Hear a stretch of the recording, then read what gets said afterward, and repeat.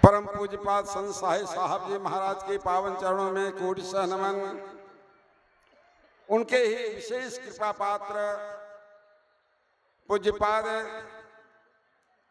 ब्रह्म ऋषि स्वामी चतुरानंद जी महाराज के पावन चरणों में कोटि सह नमन। वंदनीय साधु समाज, महासभा, विद्वज्जन, संवेद समादरणीय सत्संग प्रेमी महानुभावों, माताओं एवं बहनों, हम लोगों का परम सौभाग्य है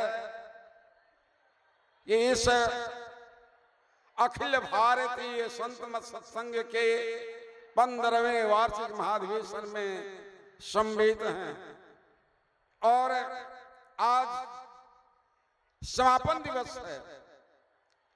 और आज का प्रतिपाद्य विषय जो है बहुत ही गंभीरता को लिए हुए है,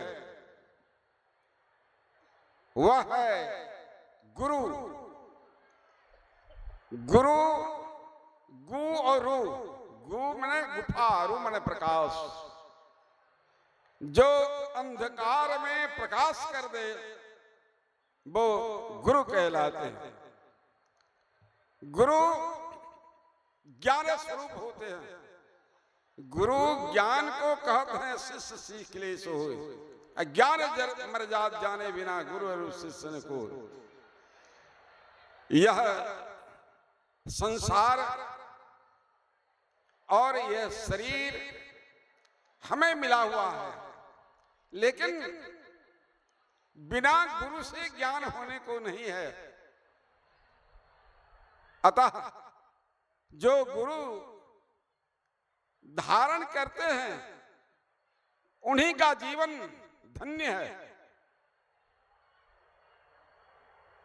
हम लोगों ने बराबर सुना है सत्संग में, जाके रवि पंचक नहीं ताहि चतुर्थी नाही, ते सब तक घेरे रहे कबहू तृतीया नाहि। मतलब समझिए, जाके रवि पंचक नहीं, रवि का 5वां दिन बृहस्पतिवार होता है। रवि सोम मंगल बुध बृहस्पति, अर्थात जिनको गुरु नहीं है, जिनके जीवन में गुरु नहीं, उनका जीवन शुरू नहीं। राम कृष्ण परशुराम ने उन्हू देव गुरु किन्न, 3 लोक के वेधनी सो गुरु आगे अधीन। तो जाके रवि पंचक नहीं है, अर्थात जिनको गुरु नहीं है, ताहि चतुर्थी नाही, रवि का 4था दिन रवि सोम मंगल बुध, उसको बुद्धि नहीं होगी। ताहि चतुर्थी नाही, ते सप्तक घेरे रहे। रवि का 7वां दिन शनि होता है, शनिवार, उसी को शनिचरा ग्रह घेरे हुए रहता है, कबहू तृतीया नाहि। रवि का 3रा दिन रवि सोम मंगल, मंगल अर्थात आनंद, चैन, कल्याण नहीं हो सकता है। इसलिए गुरु अवश्य धारण करें। गुरु के बिना इस शरीर अशुद्ध है। जहां आप बैठते हैं वहां की मिट्टी भी अपवित्र हो जाती है। देवर्षि नारद यद्यपि वो देवर्षि कहलाते थे, ब्रह्म सभा में जाया करते थे, लेकिन गुरु धारण नहीं किए थे। तो जब सभा ब्रह्म सभा भंग होता था तो उनकी जगह को साफ कर दिया, लीप दिया जाता था, यानी मिट्टी को खोद करके फेंका जाता था, दूसरी मिट्टी रखी जाती थी।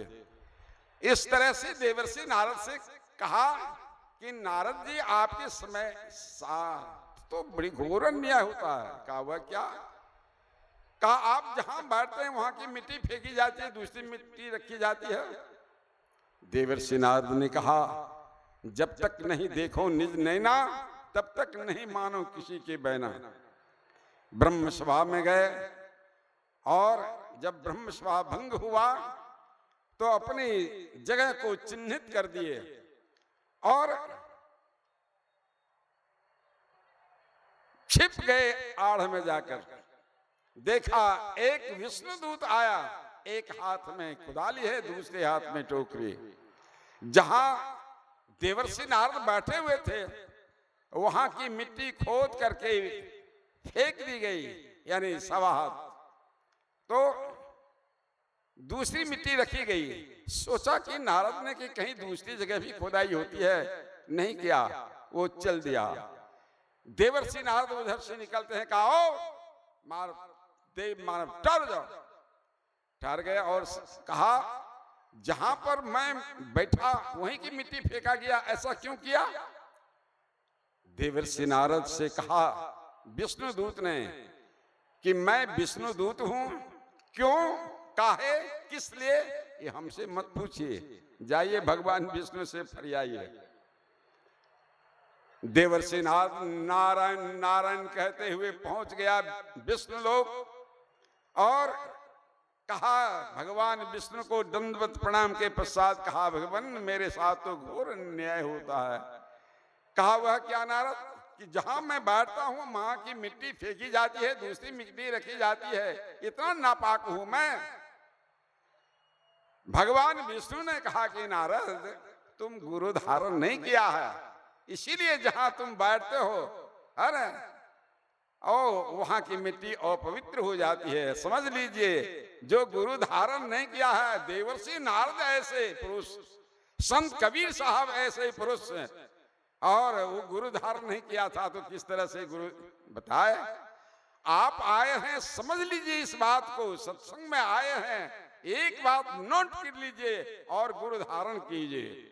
तो कहा भगवान अब मैं गुरु खोजने के लिए कहां जाऊं, आपको मैं गुरु धारण करता हूं, आप मुझे शिष्य के रूप में वर्ण करें। देवर्षि नारद से कहा भगवान विष्णु ने कि इतना सस्ता नहीं है नारद जी, है आपको मैं सलाह देता हूं कि आप निज स्थान को जाएं और प्रातः काल प्रथम दर्शन जिनका हो जाए उन्हीं को आप गुरु मान लेंगे। गए स्वस्थान और प्रातः काल देखा तो एक जाल और जंघा लेकर के बड़ी तेजी से जा रहा था, एक तरफ जाल है दूसरी तरफ वो खोंचा। और नारद जी ने कहा महाराज ठहरिए ठहरिए, समीप गया, कहा आप मेरे गुरु होते हैं। तो देवर्षि नारद से कहा उसने कि भाई आपका लूज तो दिमाग नहीं हो गया है, नट ढीला तो नहीं हो गया है, हमको देख रहे हैं आप देवर्षि नारद हैं। कहा ठीक है, भगवान की बात मान गए, भीतर से श्रद्धा नहीं हुआ, चले गए। और तत्क्षण नारायण की घोष लगाते हुए पहुंच गए देव विष्णु लोक। कहा नारद गुरु धारण कर लिया? कहा हाँ भगवान मैं तो गुरु धारण कर लिया, लेकिन गोढ़िए गुरु हो गया। जैसे कहा कि गोढ़ी गुरु हो गया, भगवान विष्णु की भ्रुकुटी तन गई, क्रोधावेश में आगे कहा नारद तूने गुरु का घोर अपमान किया, जाति में बांधा, जाओ 84 लाख योनि में चले जाओ। अब थर थर कांप रहे हैं नारद। कहा मेरा उद्धार कैसे होगा? कहा वही गुरु तुम्हारा उद्धार करेगा। अब नारद वहां से चला और देखते हैं कि हमारे गुरु किधर है, तो देख रहा ढाबे में जाल फेंक रहे हैं, जाकर के चरणों को पकड़ लिए। कहा कि देखिए हमको हमारा उद्धार कीजिए, अब हमारा उद्धार कीजिए। कहा आपका तो दिमाग गड़बड़ तो नहीं है? नहीं नहीं अब मैं जान गया आपको। कहा 84 में जाने का हमको साफ मिल गया है भगवान विष्णु से। कहा साफ में मिल गया है तो भगवान से निवेदन कीजिएगा कि 84 का जरा नक्शा बना दीजिए तो सहूलियत होगी 84 भ्रमण करने में। तुरंत भगवान विष्णु के पास पहुंचे। कहा भगवान आपने तो मुझे शापित किया है 84 में जाने का, जरा 84 का नक्शा बता दीजिए। तो नक्शा तुरंत बना दिए। और देवर्षि नारद पूछते हैं कि भगवान यही 84 लाख योनि है? कहा हाँ हाँ नारद। जैसे कहा हाँ, फटाक से घुलट गया और इस पार से उधर चला गया। भगवान विष्णु उठा करके गले से लगा लिया। गुरु की यह युक्ति बड़ी में ही में ही प्रगट संसार नहीं।